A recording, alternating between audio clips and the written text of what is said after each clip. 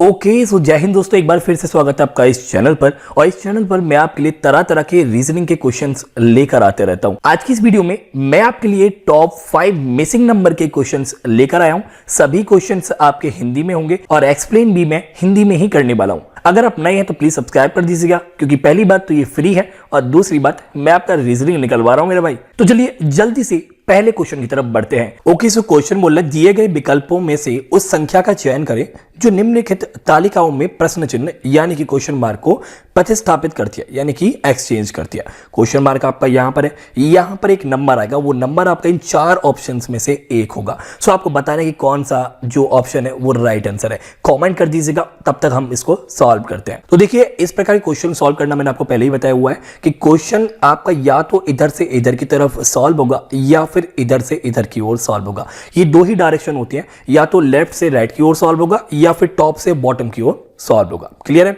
अब यहां पर आपको ध्यान देना होगा कि देखिए, यहां पर 5 नंबर है, यहां पर 3 है, यहां पर 9 है, कहीं पर 6 है तो कहीं पर 5 है। नंबर यानी कि बहुत छोटे नंबर है, लेकिन यहां पर आपको नीचे देखना होगा कि 345 यहां पर अचानक आ गया, यहां पर 460 आ गया और ऑप्शन में भी काफी बड़े बड़े नंबर है। तो इसका मतलब यह है कि कैलकुलेशन में कहीं ना कहीं मल्टीप्लाई का तो रोल अवश्य होगा, क्योंकि प्रश्न में अगर आपकी वैल्यू या फिर अगर आपका नंबर बहुत तेजी से बढ़ जाता है तो यानी कि मल्टीप्लाई इसमें यूज हो रहा है। अगर आप क्वेश्चन को लेफ्ट से राइट की ओर अगर सॉल्व करना चाहें तो यहां पर 5 की 6 में मल्टीप्लाई कर लेते हैं, तो 5 × 30 और 30 की 7 में गुणा करते हैं तो 7 × 21 तो 210 आपके पास आ गया। इस प्रकार से अब इधर से 3 की 4 में गुणा करते हैं 12 आ गया, और 12 की 5 में करते हैं तो 60 आ गया। तो इस प्रकार से तो मेरे भाई आपकी सीरीज नहीं बन रही है। तो इसका मतलब जो आपका क्वेश्चन सॉल्व होगा वो ऊपर से नीचे की ओर सॉल्व होगा। तो 5 की 3 में गुणा कर देते हैं, 15 आ गया। 15 की जब 9 में गुणा करेंगे तो 135 आ जाएगा। तब भी आपका 345 नहीं आ रहा, तो आप में से कुछ लोग सोचेंगे 335 को 2 में गुणा कर दो मेरे भाई। तो 335 को जब आप 2 में गुणा करेंगे तो भी आपके पास 270 ही आता है, फिर भी आपका 345 काफी हो जाता है। चलो कोई बात नहीं, बाद में देखेंगे। इसके बाद हम ऊपर से देखते हैं, 6 की 4 में गुणा करते हैं 24 आ गया, और 24 की 10 में गुणा करते हैं तो 240 आ गया। अब 240 के अगर आप 2 में भी गुणा कर देते हैं तो भी आपके पास 480 होता है। तो ये पैटर्न नहीं बनना है। यहां पर 460 आ रहा था, यहां पर बहुत ही कम आ रहा था। तो चलो फाइनली मैं आपको इसका आंसर बता देता हूं। देखिए, आपको 5 को 9 में मल्टीप्लाई करना है। क्या आएगा मेरे भाई? 45 आएगा। अब इस 45 को उठाकर आपको इस 3 के आगे लिख देना है, 345। अभी जो 345 है आपका नीचे लिखा हुआ है ना, एकदम मजेदार। इसी हिसाब से 6 की आप 10 में मल्टीप्लाई कीजिए, कितना आया मेरे भाई? 60 आया। इस 60 को उठाकर आप यहां पर लिख दीजिए तो 460 हो गया, और 460 कहां लिखा हुआ मेरे भाई? नीचे लिखा हुआ है। इसी प्रकार से 7 को 11 से गुणा कीजिए, आपके पास 77 आएगा, और इस 77 को आप 5 के आगे लिखेंगे तो 577 आपका आंसर हो जाएगा। तो 577 आपका यहां पर क्वेश्चन मार्क की जगह आ जाएगा। तो ऑप्शन में देखिए 577 जो है वो मेरे भाई आपका ऑप्शन नंबर सी जो है वो आपका राइट आंसर है। होपफुली आपने भी यही आंसर दिया होगा। अगर गलत है तो कोई बात नहीं, अगले क्वेश्चन में सही आंसर देने की कोशिश कीजिएगा। गलतियों से ही तो सीखते हैं, तो कोई प्रॉब्लम नहीं गलती होगी तो दूसरा क्वेश्चन ही वही है, आपको क्वेश्चन मार्क की जगह बताना है कि कौन सा नंबर आएगा इस चारों ऑप्शंस में से। क्वेश्चन को आप सॉल्व करके कमेंट करने की कोशिश कीजिएगा, तब तक मैं आपको बताता हूं कि क्या क्या पॉसिबिलिटी बनती है और फाइनल में आंसर क्या आता है। तो देखिए मेरे भाई, क्वेश्चन को सॉल्व करना आपको पता है, या तो लेफ्ट से राइट की तरफ सॉल्व होगा या फिर ऊपर से नीचे की ओर सॉल्व होगा। अब यहां पर आपको देखने को मिलेगा कि पहली वाली रो में काफी बड़े बड़े नंबर है, 28 है, 63 है, 94 है, और दूसरी वाली रो में 8 है, 18 है, और यहां पर अभी नंबर है ही नहीं। और तीसरी वाली रो में तो सबसे छोटे नंबर है, 6 है, 9 है, और यहां पर 13 है। तो कहने का मतलब यह है कि नंबर आपका घट रहा है, और मैंने आपको बताया हुआ कि जब भी आपका नंबर घट रहा हो, या तो माइनस हो रहा होगा, या फिर डिवाइड हो रहा होगा, या फिर मेरे भाई वर्ग हो रहा होगा, या फिर आप इसे स्क्वायर रूट भी बोलते हैं। तो ये तो नहीं हो रहा, ये आपको चेक करना है। तो अब आपको करना कुछ नहीं है, 28 और 8 को ऐड कर देना है। 28 और 8 हुए मेरे भाई आपके पास 36, और 36 का जब आप स्क्वायर रूट बनाएंगे तो आपके पास 6 निकल कर आएगा, और नीचे आपका 6 लिखा हुआ है। इसी प्रकार से यहां पर लिखा हुआ है 63 को यानी कि 63 को जब आप 18 से जोड़ेंगे तो आपके पास 81 निकल कर आएगा, और 81 का स्क्वायर रूट यानी कि वर्ग आपके पास निकल कर आएगा 9। तो ये आपके पास 9 यहां पर लिखा हुआ है। इसी प्रकार से 94 और 94 और यहां लिखा हुआ 13। तो सिंपल सी बात है, आपको 13 का वर्ग निकालना है। तो 13 का वर्ग क्या होता है मेरे भाई? 169 होता है। 169 का स्क्वायर क्या होगा मेरे भाई? स्क्वायर रूट क्या होगा मेरे भाई? 13 ही होता है। तो इसका सीधा सा मतलब ये है कि 94 में ऐसा क्या जोड़े कि 169 आपके पास आ जाए, या फिर 169 में से 94 हटा दीजिए, माइनस कर दीजिए, तो आपके पास 75 बचेगा।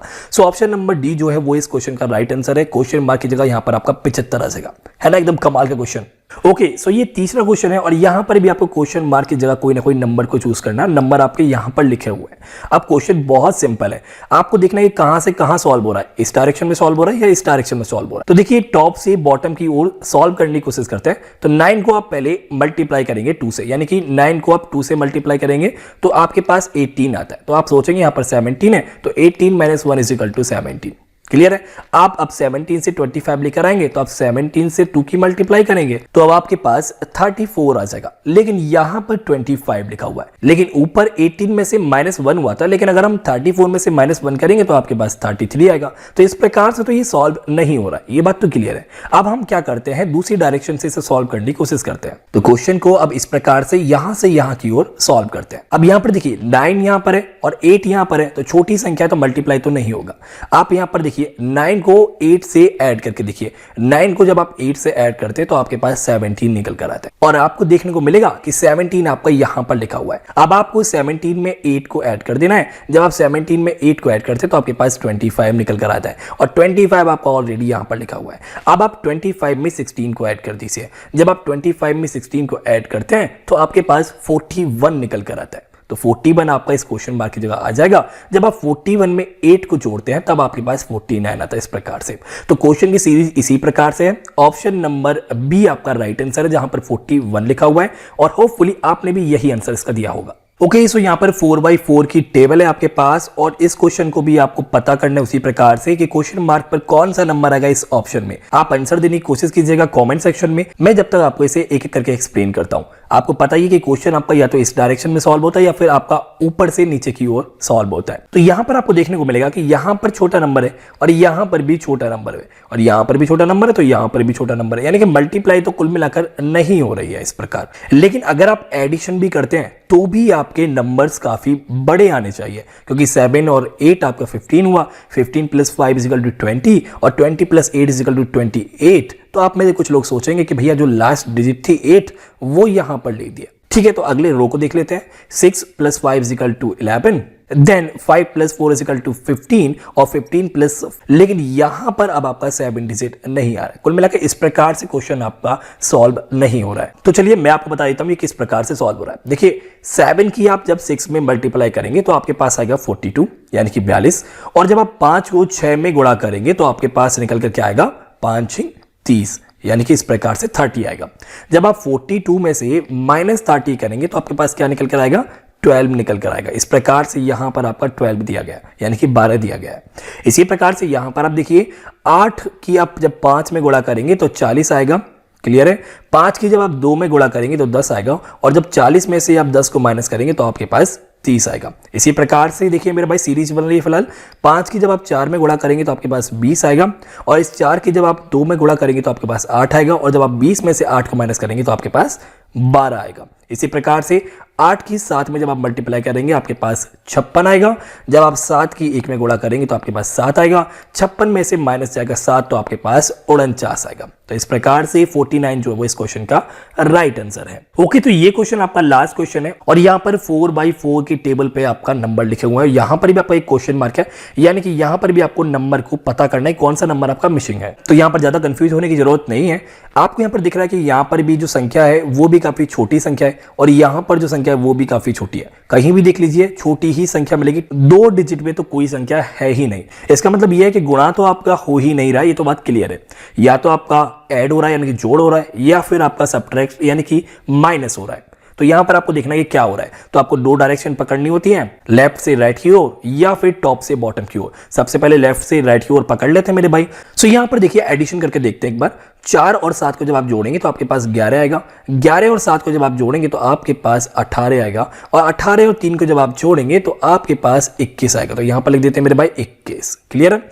इसके बाद इधर से ध्यान दीजिए, 5 और 1 को जोड़ा 6 आया, 6 और 4 को जोड़ा 10 आया, 10 और 2 को जोड़ा तो 12 आया, लेकिन यहां पर 21 आ रहा था ऊपर और नीचे आ गया 12। तो पैटर्न नहीं बनना, ये गलत है, इस प्रकार से सॉल्व नहीं होगा। तो इस बार क्वेश्चन को ऊपर से नीचे की ओर सॉल्व करते हैं। 4 और 5 कितना हुआ मेरे भाई, 9 हुआ। 9 और 2 कितना हुआ मेरे भाई, 11 हुआ। 11 और 4 कितना हुआ मेरे भाई, 15 हुआ। ठीक है, आगे बढ़ते हैं। 7 और 1 कितना हुआ मेरे भाई, 8 हुआ। 8 और 3 कितना हुआ मेरे भाई, 11 हुआ। 11 और 4 कितना हुआ मेरे भाई, 15 हुआ। इधर भी 15 था, इधर भी 15 था। पैटर्न बन रहा है। 3 और 2 मेरे भाई 5 हुआ।